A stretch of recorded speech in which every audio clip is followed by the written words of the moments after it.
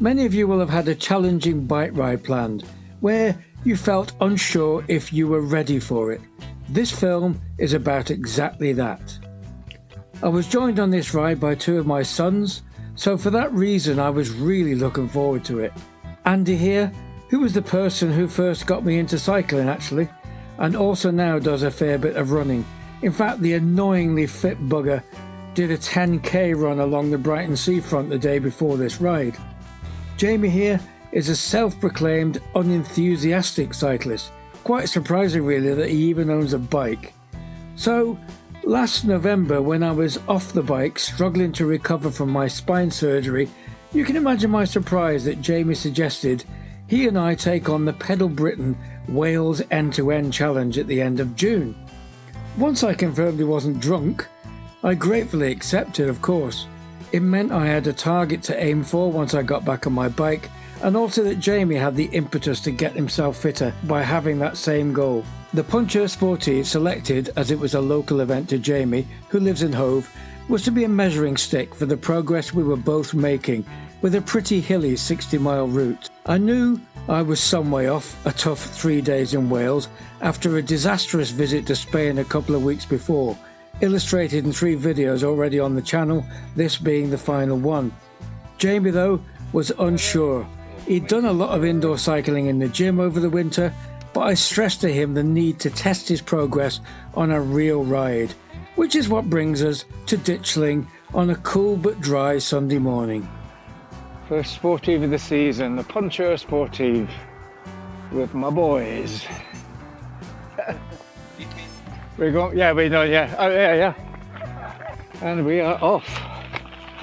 Yay! So a nice early hill to get us warmed up.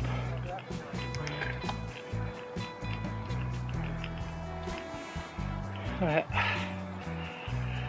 So this is Jamie. This is a good training run for Jamie, and we'll very much be going at his pace.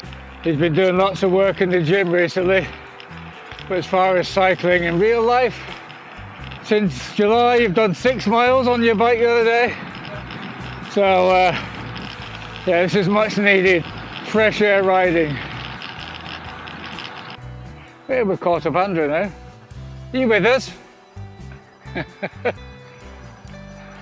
Beautiful Sunday morning countryside.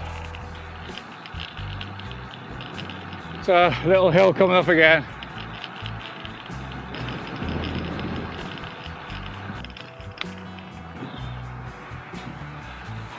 We must have changed direction because it's just suddenly noticed how strong the wind is.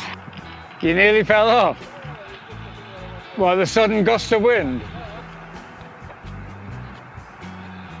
It's not Ditchling Beacon, I'm afraid. Dead Man Tree Hill. Not long. I'll tuck in behind you. Hello, morning. Yes, when you realise how important weight is, James, when these very small riders just sail past you on the hills chatting. Morning all. But if this was a gym session, would you go home now or would you carry on? Well, I only do 30 minutes at I also don't wear my padded shorts in the gym, so my arse hurts a lot. Well, why don't you then, is the answer to that. I know. You've just given yourself an answer to a problem.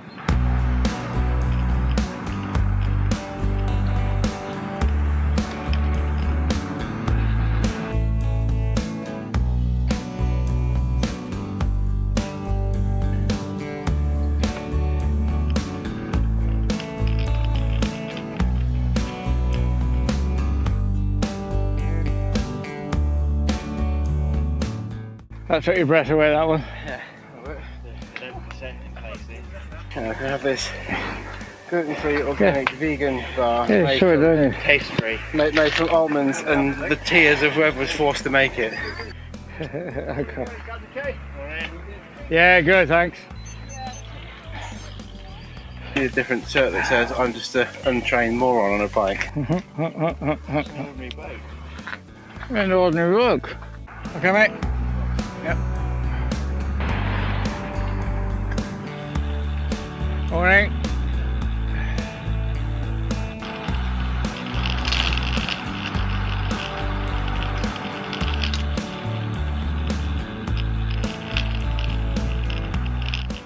Just saying to Jamie, I hope the weather forecast is accurate. 0 precipitation, because those clouds look a bit precipitous. And neither me or Jamie have brought a bloody rain jacket. Stupidly.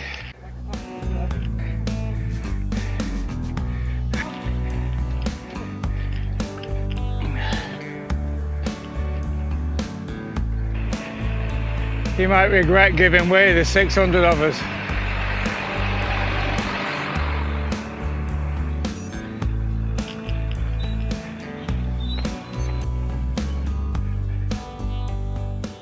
Maybe it's just a natural reaction of a parent. I know Jamie's an adult, but they're always my boys, and I was feeling his pain. Even the shallower climbs were starting to cause him problems. He is not going to be happy when he sees this. Just this last little bit now, Jay. Get your breath back on this flat bit. 75 yards. I'm worried about him. He's really struggling. That was... rose to a cheeky 80. No, he's like under his head, on his breath. It's Jesus Christ, Jesus Christ. We ought to ring Chris and see if we'll pick him up.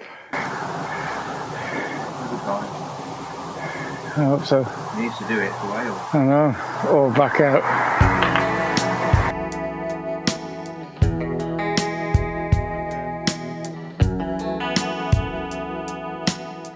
Jamie, stop, let him go.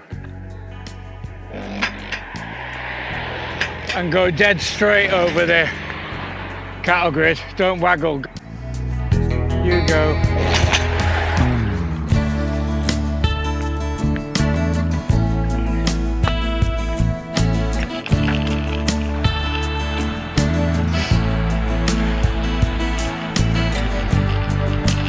So we've now entered the Ashdown Forest. Jamie informs me that it formed the inspiration for 100 Acre Wood in Winnie the Pooh. All the lovely yellow gorse out, lovely. Hi, Jamie. Well, we're 19 miles in, 40 to go, and Jamie's struggling already. There are no medals to be dished out at the end of this. But if somebody deserves a medal, if it gets to the end, it's Jamie. That's for sure. Well, that was our first real long, fast downhill. You're doing more of that. Catch up a bit of time. That was nice, James, not having to pedal for a mile. Yeah, I'm going to take it now, aren't we? Yeah, you always have to pay for it. Just do what you need to do, son.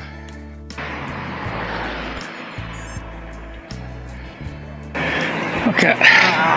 I'll see you at the top, yeah? That was 12%. Not easy. You did well to get back on. You did well to get back on. Are you stopping here? Okay. Unfortunately, that amazing downhill always meant that this will be at the other end. Jamie's got his breath back and picked his lungs back up off the floor. So we've now got a fast downhill before going up again. Hopefully that was the toughest hill of the day, because it did defeat him.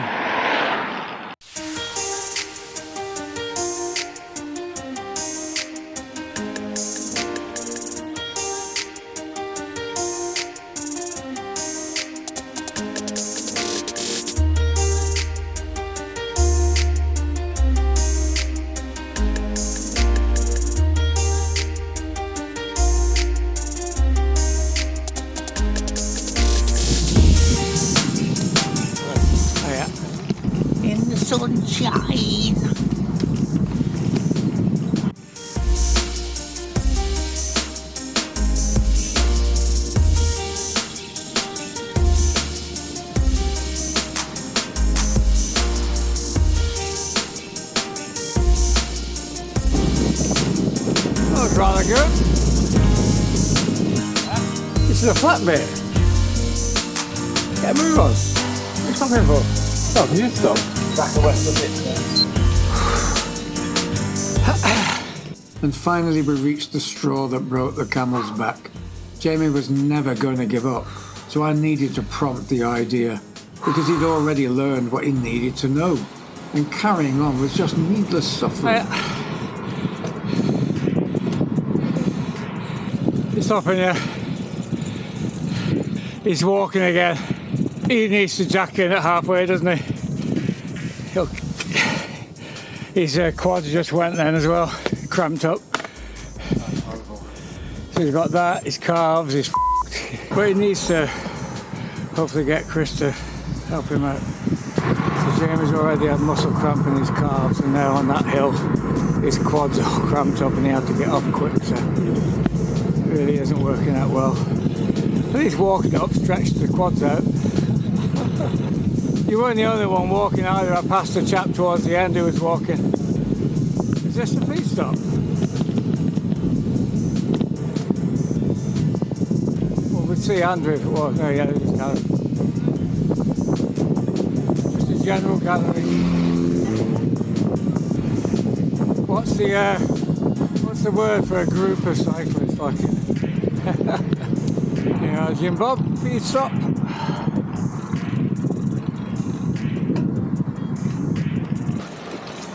Just packing up.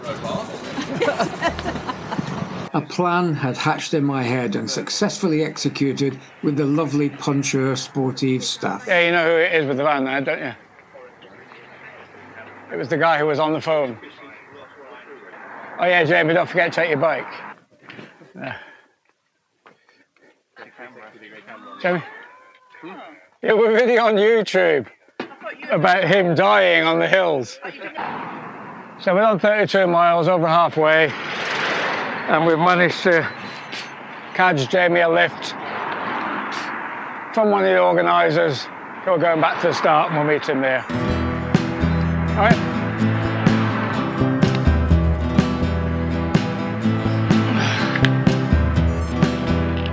Good decision by Jamie, because he was really struggling, really. And then as soon as all his muscles started seizing up on the hill, there's just no point in carrying on.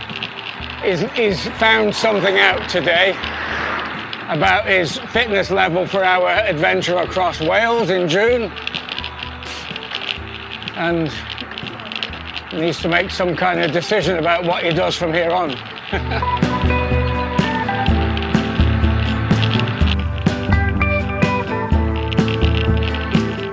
It wasn't so much the hill here, was it? It was the bloody surface. But then that's what you get when you want roads that haven't got a lot of traffic on. Oh, it's just a steep one. Jesus.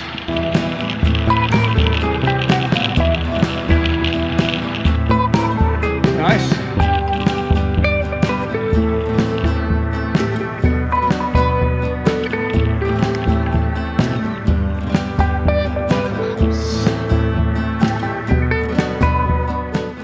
Has he brought enough tubes, or are you having to repair them? Gosh, good luck, mate. 4 punctures in 40 miles. My God. We had my other son with us. He's had to catch a lift back to the start from the feed station. He was absolutely spent. I did wonder that I was going to do the same, but I got 33 miles and thinking, I'm halfway now. There you go. No, he was like, his calves were cramping up, his quads were cramping up, and he got to the point where even going on the flat, you know, we're going about 8 miles an hour, come on. He just didn't have anything left. I'm sure if it wasn't for the muscle cramps, Jamie would have pushed on to the end like that lady. I admire that determination in him, but his energy was completely sapped. I was possibly the overprotective dad, but he agreed it was the right decision to abandon, especially as the climbs kept on coming.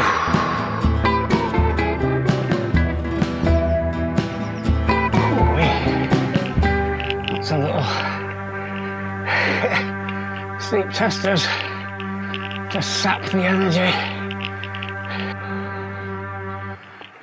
And I have to say, with my own questionable fitness level, coupled with our increased pace to try to get to the end before the free pasta had all been eaten, I was happy to see the miles being ticked off and just wanted to teleport back to Ditchling as soon as possible.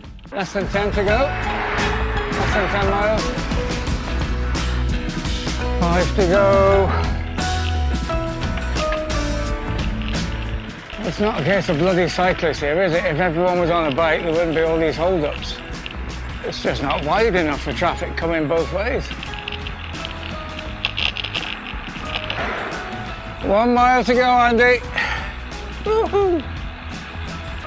Back in Ditchling, the home of Vera Lynn.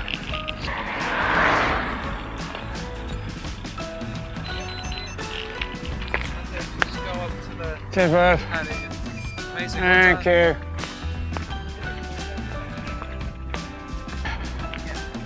There he is.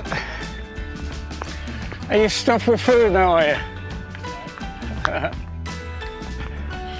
Did you give your timing chip in? Yeah. Yeah, DNF, yeah. Just so you don't want to hear. Yeah, DNF.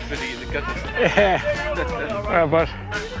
So Andy sailed through unscathed, but Jamie and I learned some valuable lessons. For me, I still need to up my fitness to tackle 3 days across Wales, whereas Jamie learnt the hard way that he was in fact nowhere near. And it highlighted the difference between gym bike spinning and real road cycling. A few days later, he sensibly postponed the event till next year and gave himself more time. Starting from scratch takes a lot longer than improving your cycling fitness from an already established base. I hope you're entertained by Jamie's suffering, the cruel things I do to get views, eh? Hopefully it doesn't come under the category of child abuse. Take a look at my website and blog, obbcycling.com. Like and subscribe to this channel if you will, by clicking on the yellow circle here. And here's a couple of films to tempt you in. Happy cycling, and I'll see you soon.